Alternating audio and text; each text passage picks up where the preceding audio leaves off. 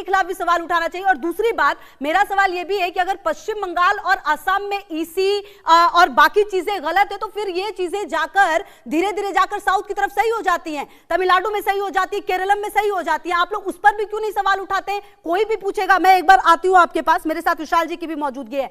विशाल जी, अगर सवाल पश्चिम बंगाल पर उठेंगे, असम पर उठेंगे, देखिए बाकायदा आज का डिबेट हमारा वैसे वो ये है नहीं, लेकिन सवाल फिर केरलम पर भी उठेंगे। अगर उत्तर प्रदेश की राजनीति की बात करें, कितनी तैयारी चल रही है उत्तर प्रदेश को जीतने के लिए? देखिए, उत्तर प्रदेश की तैयारी जो है 2024 में रिजल्ट के तौर पर लोकसभा चुनाव में पूरे देश ने देखी है। और जिस समीकरण में, क्योंकि उत्तर प्रदेश का राजनीतिक समीकरण बंगाल के राजनीतिक समीकरण से अलग है। उत्तर प्रदेश देश की दिशा और दशा को तय करने वाला प्रदेश। आप खुद देखिए, इंडिया गठबंधन ने जिस तरह भी मैं देख रहा था, आप MY समीकरण, ये तो लकीर की फकीर पुरानी बातें हैं। ये वर्तमान की जो स्थिति है, आज इंडिया गठबंधन उत्तर प्रदेश में, आप बताइए ना ऐसी कौन सी जात है, जैसे आपने दिखाया, चाहे लोधी जात का व्यक्ति हो, चाहे कुर्मी जात का हो, चाहे निषाद जात का हो, चाहे यादव जात का हो, चाहे जर्नल हो, चाहे दलित हो, कोई भी जात का व्यक्ति हो, आज वो इंडिया गठबंधन का उत्तर प्रदेश में सांसद है। एक छोटा सा लॉजिक आप देखिए। अच्छा विशाल सर, ये आप पूरा करिएगा प्लीज, आप पूरा करिएगा, बस एक काउंटर क्वेश्चन है मेरा, वो ले लीजिए प्लीज, साथ में ही इसको भी पूरा करिएगा।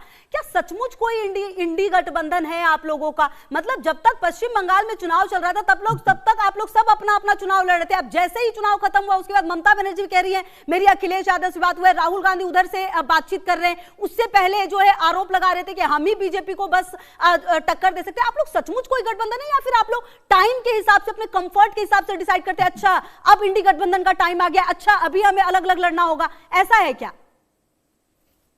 अच्छा ये बताइए, जो उत्तर प्रदेश में 2024 का रिजल्ट आया, 44% वोट मार्जिन जो निकाला गया है, वो तो इंडिया गठबंधन का है ना मैम।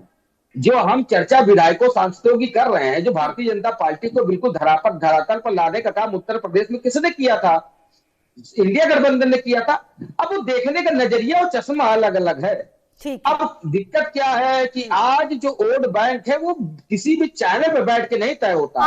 आज उत्तर प्रदेश की राजनीति में जो वोट बैंक है वो वहां के लोग तय करते हैं। उत्तर प्रदेश में तो भारतीय जनता पार्टी का रिजल्ट देने का समय आ चुका है।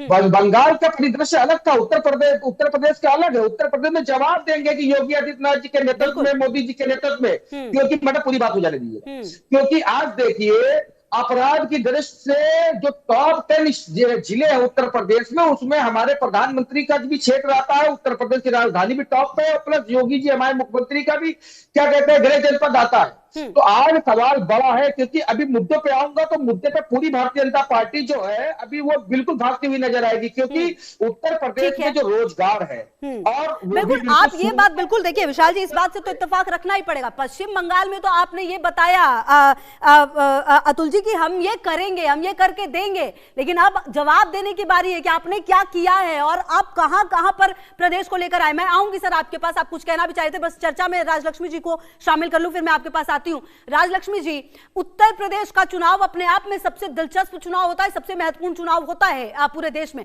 और हर राज्य दूसरे राज्य से अलग है। उत्तर प्रदेश की अगर बात की जाए तो क्या लगता है आपको, सभी पार्टियां क्या अपनी रणनीति में बदलाव के लिए तैयार हैं इन तमाम चुनावों के रिजल्ट्स को देखते हुए? नमस्ते खुशबू जी, और ये बदलाव तो मुझे साफ साफ नजर आ रहा था। जैसे अभी आपने देखा होगा कि 1 या 2 दिन पहले अखिलेश जी ने कुछ ट्वीट किया था, हनुमान जी का नाम लिया था, तो ये तो बदलाव ही है उनका, मतलब उनकी तरफ से तो ये बदलाव ही है, क्योंकि वो राम जी को या हनुमान जी को याद करे, ये तो बदलाव ही है ना। तो ये तो साफ नजर आ रहा है कि जैसे आप कोई भी कुछ भी कहे, वो उनका तो था ही, ये MY जो है उनका समीकरण वो तो था ही। अभी जो है उनको पता है कि ये MY में एक और M भी जुड़ गया है जो महिला फैक्टर है, और उनको ये भी पता चल गया कि अभी जैसे ममता दीदी तो बहुत कॉन्फिडेंट थी कि पश्चिम बंगाल में उनको कोई हरा नहीं सकता, क्योंकि 112 सीट में जैसे मुस्लिम डोमिनेटेड जहां पर सीट्स थे, उनको लगा था कि यहाँ तो हमको कोई हटा ही नहीं सकता, क्योंकि उनका जो है उनका रिकॉर्ड हमेशा 80 से शुरू होता था, बाकियों की जो 0 से शुरू होता था वो 80 से शुरू होता था उनका, क्योंकि वो 80 सीटें तो उनकी जैसे ऐसा था कि तय था कि वो वही जीतने वाली है। इस बार ऐसा हुआ नहीं।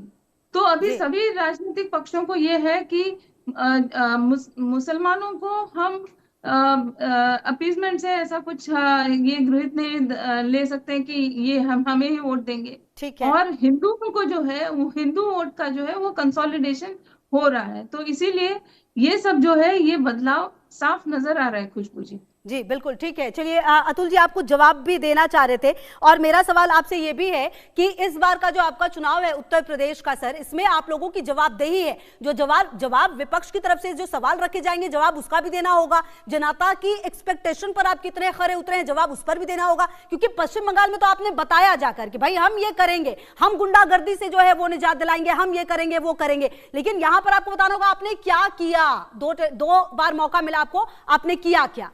जी खुशबू जी, उत्तर प्रदेश की जनता भली भांति जानती है कि जो पुरानी जो सरकारें थी उसमें क्या हाल था उत्तर प्रदेश का। पूरी तरह जंगल राज वक्त था उत्तर प्रदेश में।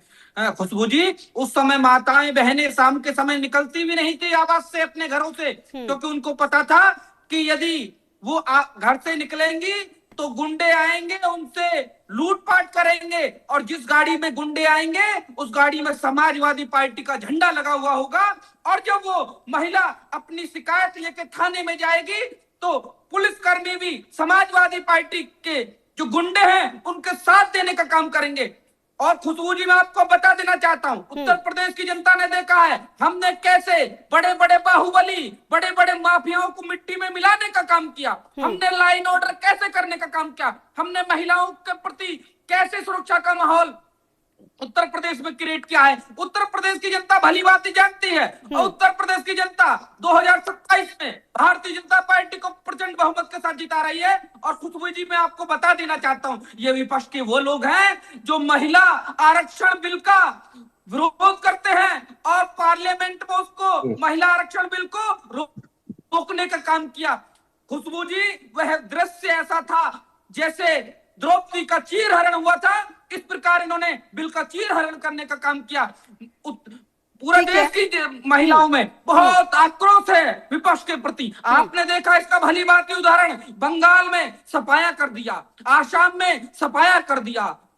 आपने देखा बंगाल में हमारे खुशबू जी सैकड़ों कार्यकर्ताओं ने अपनी प्राणों की आहुति दी, जब जाके हमारी भारतीय जनता पार्टी वहां सरकार बनी। रही उत्तर प्रदेश का विषय, खुशबू जी मैं बताना चाहता हूँ। अच्छा सर, अब आपने ये सारे जो बातें हैं वो बताई।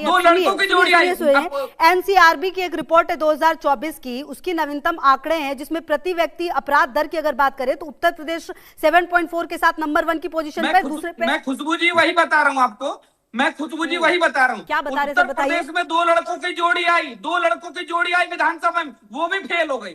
फिर बुआ भतीजे की जोड़ी आई, वो भी फेल हो गई। मेरा सवाल फिर क्या है, आप जवाब क्या दे रहे हैं? बात करिए ना, ये लड़का लड़के वही बता रहा हूँ बताइए सर, मैं आ रही हूँ सर, मेरे सवाल का जवाब दीजिए सीधा सीधा। अतुल जी, मेरे सवाल का सीधा सीधा जवाब प्लीज।